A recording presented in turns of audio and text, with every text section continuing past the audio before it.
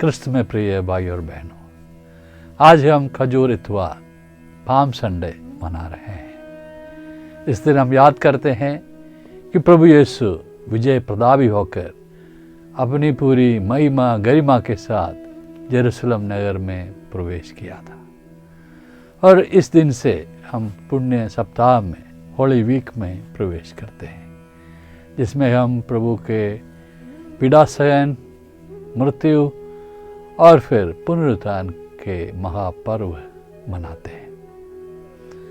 आज देश में चुनाव का बिगुल बज गया है। ये चुनावी संग्राम करीब 2 महीना चलेगा और हम बहुत सारी जनसभाएं देख सकते हैं और रोड शोज देख सकते हैं। लेकिन क्या आपको मालूम है, सबसे पहला रोड शो प्रभु यीशु ने ही शुरू किया था। उसने जो यरूशलेम नगर में प्रवेश किया था महिमा प्रताप के साथ, वही मुझे लगता है कि इतिहास का सबसे पहला रोड शो था। या जी ये सही है कि जब राजा महाराजा लोग युद्ध जीत कर आते थे, वो विक्ट्री मार्च निकालते थे, अपने विजय के प्रघोषणा करते हुए वो आगे बढ़ते थे। लेकिन वो उनके विजय की बात है। हम जानते हैं कि जब राजा दाऊद ने गोलियत को हराया था और वो जब विजय होकर वापस आए थे, तो वहाँ की नारियों ने, कन्याओं ने क्या गाए थे। उन्होंने कहा, साउल ने हजारों को मारा और दाऊद ने 10,000 को मारा। और इस प्रकार से राजा लोगों ने अपनी विजय यात्रा निकाली थी।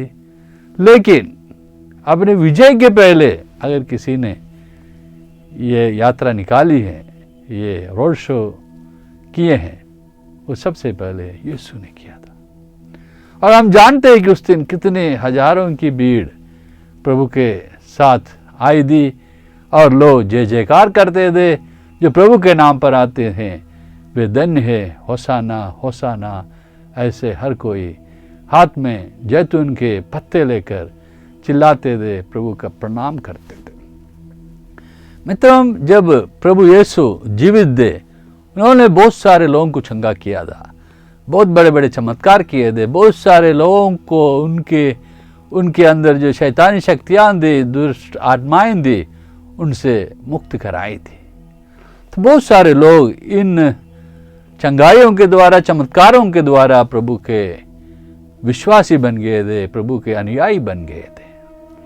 और प्रभु अपने चेलों को, कभी 70 चेलों को, कभी 72 चेलों को, कभी अपने 12 चेलों को बस्ती बस्ती में, गांव गांव में भेजते थे, ताकि ये लोग उन विश्वासियों के संपर्क में रहें, उनको विश्वास में आगे बढ़ाते रहें और उन्हें जोश भरता रहे।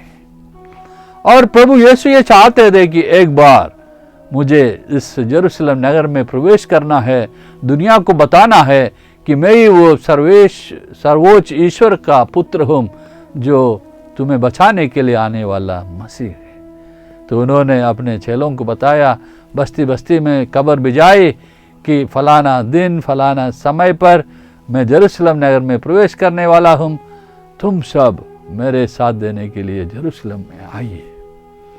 और जैसे जैसे उनको खबर मिली, जूदा के, फलस्तीन के, गलीलिया के कोने कोने से, बस्ती बस्ती से जो प्रभु पर विश्वास करते थे, जिन्होंने प्रभु से चंगाई पाई थी, उत्थान पाया था, वे सब इकट्ठे हो गए और प्रभु के नाम पर जय जयकार करते हुए, प्रभु की स्तुति करते हुए आए।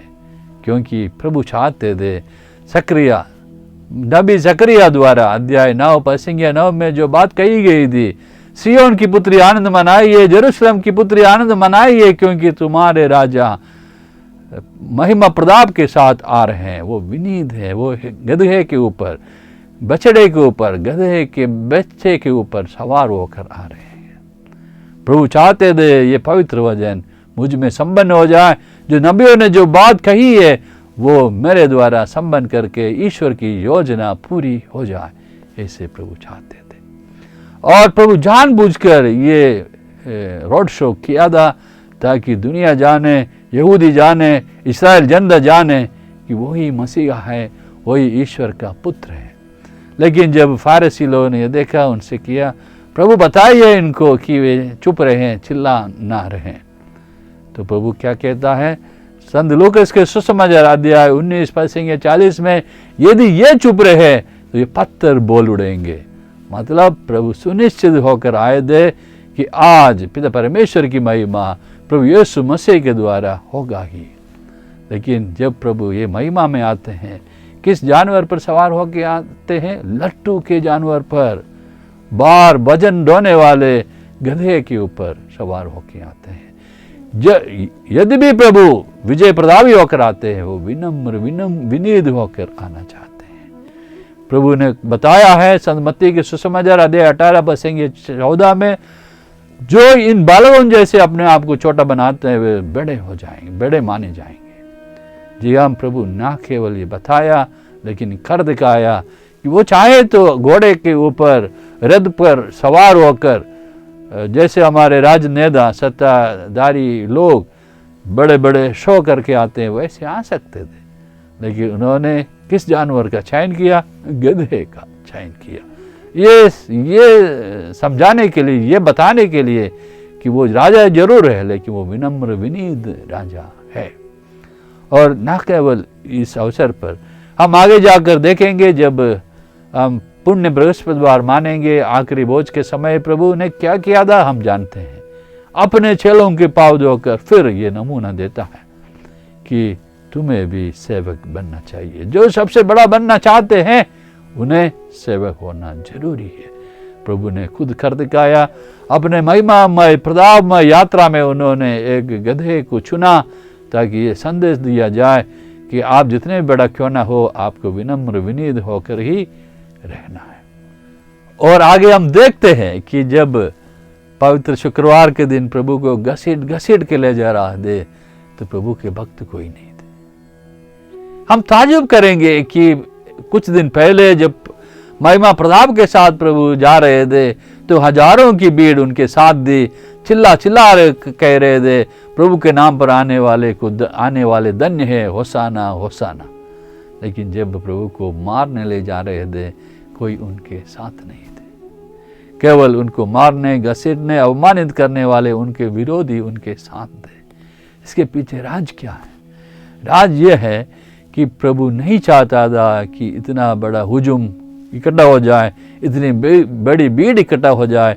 और पिता परमेश्वर की योजना है कि प्रभु यीशु को मरना है, अपना जान देना है, अपने लोगों के पापों का प्रायश्चित करना है। ये योजना अधूरी ना रह जाए, इसलिए प्रभु ने अपने चेलों को, अपने भक्तों को आने नहीं दिया।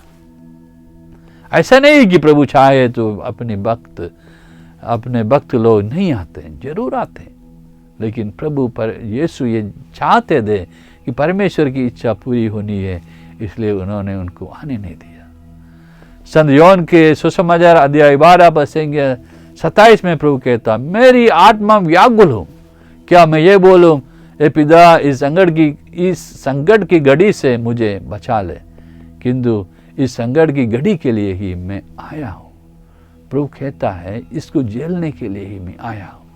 जब प्रभु का जन्म हो रहा था, प्रभु को जन्म के मंगल संदेश दिया जा रहा था, गब्रिएल दूत ने क्या कहा था? संत मत्ती के सुसमाचार अध्याय 1 पद 21 में, तुम उसको ईसा नाम रखेंगे क्योंकि वो लोगों को उनके पापों से बचाएंगे। जी हाँ, प्रभु यीशु इसलिए इस धरा पर आए कि वो हमें हमारे पापों से बचा ले। इसलिए ये पीड़ा सहना, ये मृत्यु सहना, मर जाना अनिवार्य था।